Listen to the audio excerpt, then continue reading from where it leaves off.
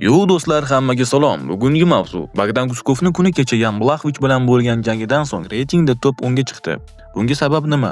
Menimcha Bogdan Guskov o'sha kungi jangida oxirgi raundda knockdown bo'lmaganida bu jangda g'alaba qozongan bo'lardi.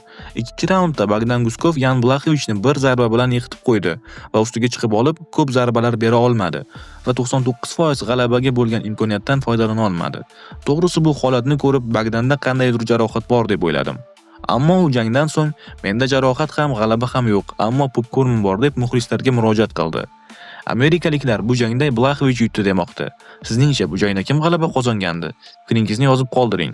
Sportni kuzatish jarayoni endi ko'proq adrenalinga boy va yanada qiziqarli bo'lishi mumkin.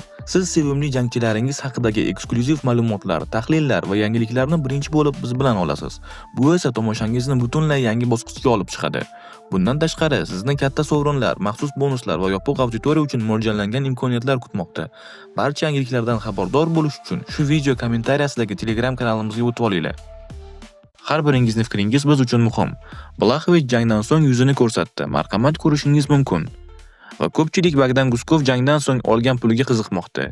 U oxirgi jangi uchun UFC tomonidan $53 ming pul olgan. Uning raqibi esa $121 million pul olgan. Eng katta pulni esa Merab Dvalishvili olgan. $2 342 ming. Agar hozirda sizda ham $100 ming pulingiz bo'lganida nimaga ishlatardingiz? Tezkor xabar, Hamzat Chimayev bugun aytishicha, u o'rta vaznda yana bir jang o'tkazmoqchi. Katta ehtimol bilan u Nasriddin Imomovga qarshi jang qiladi va shundan so'ng esa yarim og'ir vaznda Alex Pereiraga qarshi jang qilmoqchi.